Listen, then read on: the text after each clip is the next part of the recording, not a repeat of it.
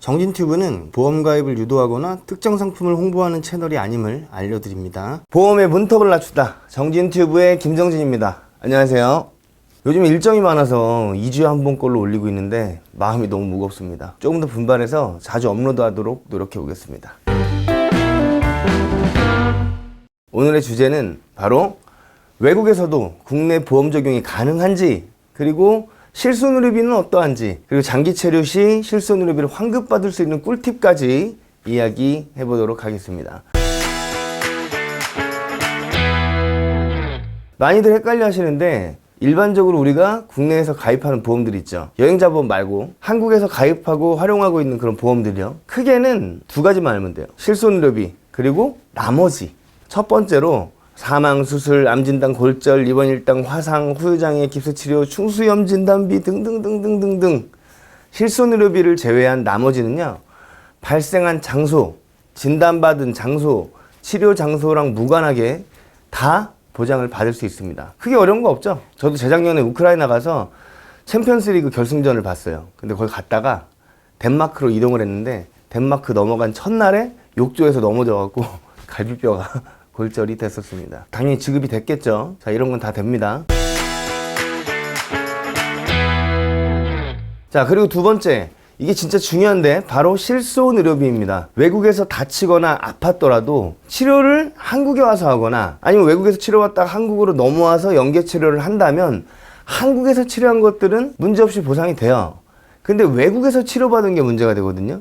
이거를 어떻게 보상하는지를 알아보면 되겠습니다. 여기서 체크해 보셔야 할 게, 항상 실손의료비 얘기할 때 따라 나오는 가입 시기에 대한 얘기예요. 언제 가입했냐에 따라서 보상이 달라집니다. 이 부분만 체크하면 돼요. 자, 기준이 있습니다. 기준. 2009년 10월 1일 날 무슨 일이 생겼죠? 표준화. 실손의료비를 국가에서 표준, 그냥 통일해 해가지고 표준화 시켜버렸죠. 그래서 이걸 기준으로 표준화 전, 표준화 후 이렇게 나뉘는데, 이 표준화 기점으로 나누게 되는 이유는 바로 이 항목 때문입니다. 실손의료비에서 보상하지 않는 손해에 2009년 10월 1일자로 실손의료비에서 보상하지 않는 손해들 막 열거돼 있거든요. 거기에 이 항목이 추가됐습니다. 뭐냐면 국민건강보험법 제42조에 요양기관이 아닌 외국에 있는 의료기관에서 발생한 의료비를 보상하지 않겠다라는 게 이제 약관에 들어가기 시작했어요. 그전에는 저 항목이 없었습니다. 한국이야 뭐 의료보험 제도가 워낙 잘 돼 있으니까 병원비가 저렴한데 외국 가면 엄청나게 금액이 비싸잖아요.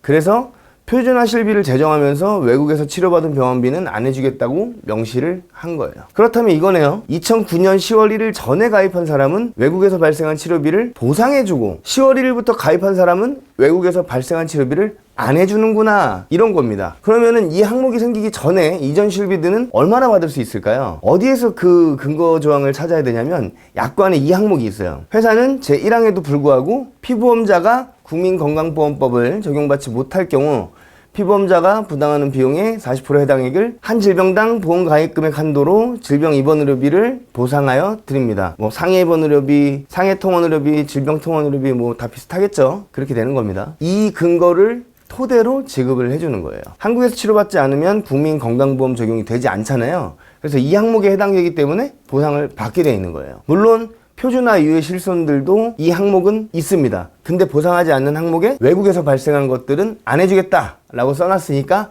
안 되는 거고요. 그 이전에는 안 해주겠다는 항목이 없으니까 되는 거고요. 이게 답니다. 그러면 2009년 9월까지 가입하신 분들은 외국에서 치료받은 것들이 어떻게 보상이 되느냐? 자, 정리해 드릴게요. 질병 입원 의료비, 상해 입원 의료비, 그러니까 입원 치료를 받게 되면 40% 보상이 됩니다. 그리고 질병 통원 의료비, 상해 통원 의료비는 1일당 공제 금액을 제외하고 40% 보상. 이때 공제 금액이 5,000원이었어요. 그러니까 5,000원 제외하고는 40% 보상을 한다라는 거겠죠. 하루 한도가 있을 거예요, 통원은. 그래서 예전에 10만원까지 한도로 해줬던 때에는 5,000원을 제외하고 10만원 한도로 보상이 되겠고, 30만원 한도일 때가 있었어요. 그때는 5,000원 제외하고 30만원까지 보상이 되겠죠. 약제비랑 통원비 합쳐서입니다. 합쳐서. 이때는 구분 안 했어요. 그런데 상해 통원 의료비, 상해 입원 의료비로 가입을 안 하시고 일반 상해 의료비로 가입하신 분들이 계십니다. 그분들은 50% 보상이 됩니다. 이렇게 보상이 된다는 거 알고 계시고요.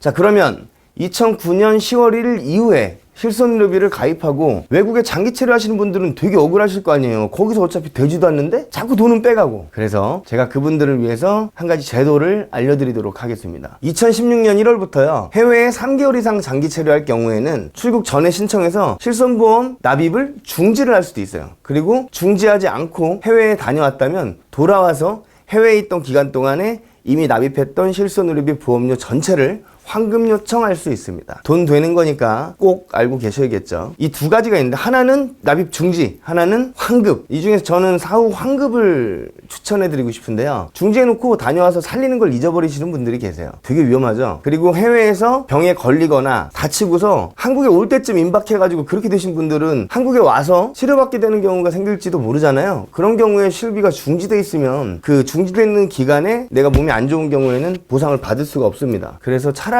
내시다가 사후에 환급을 받으시는 게 나을 것 같아요. 너무나 오랫동안 가 계시는 게 아니라면. 자, 여기서 환급 받는 조건이 있습니다. 첫 번째는 2009년 10월 이후 계약만 가능합니다. 아까 얘기했죠? 그 이전에 가입한 상품들은요, 해외에서 치료받았을 때도 40% 50% 보상을 해줘요. 그러니까 환급 대상이 아닌 거예요. 2009년 10월 1일자 이후에 가입하신 분들만 환급 대상이 된다. 두 번째, 2016년 1월 1일 이후에 해외에 체류한 것들만 인정이 됩니다. 이런 경우도 있을 수 있을 거예요. 2015년도 1월에 나갔다가 2016년 5월에 귀국을 했어요. 그런 경우는 2015년도 1월부터 12월까지는 인정이 안 되고 2016년 1월부터 5월까지의 금액들만 환급이 되는 겁니다. 이해하셨죠? 요즘엔 다 되는 거냐? 되죠. 2016년 1월 1일 이후에 해외 나간 것들만 해준다고요. 자, 세 번째, 정상 계약이어야 합니다. 해지나 소멸 상태면 당연히 환급이 안 되겠죠. 실효가 난 경우는 부활을 한 후에 환급받을 수도 있습니다. 네 번째, 2018년 4월부터요, 실손의료비 보험으로 따로 상품 가입이 되고 있지만 그 전에는요, 종합보험에 특약으로 가입이 되었었잖아요. 영상 맨 앞에서 제가 말씀드린 대로 실손의료비 말고 나머지는 다 보장이 돼요. 외국이든 어디든. 그래서 다른 것들은 보상이 되니까 다 제외되고 실손의료비 특약 금액만 환급이 되는 거예요. 이거는 보장이 안 되니까 돈 괜히 냈잖아, 환급해 줄게 하는 개념이기 때문에 이것만 환급이 되는 겁니다. 전체 보험 금액에 대한 환급이 아니에요. 실손의료비 특약에 대한 환급입니다. 그렇다 하더라도 한 달에 그래도 몇만 원씩 하잖아요. 그러니까 꼭 챙겨서 받아야겠죠.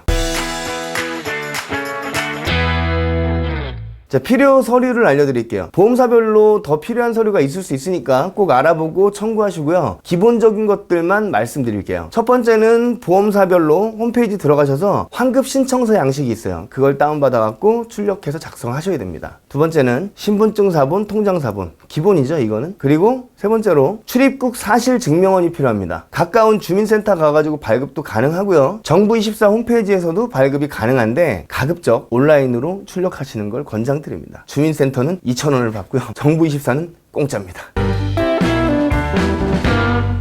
오늘은 보험의 해외 적용 여부와 가입 시기별 실손의료비 보상 여부, 그리고 장기 체류 시 실손의료비가 환급이 되는 부분에 대해서 알아보았습니다. 주변에 외국에 장기 체류하시는 분들 계시면은 꼭 알려주세요. 자, 지금까지 보험의 문턱을 낮추는 정진튜브의 김정진이었습니다. 감사합니다.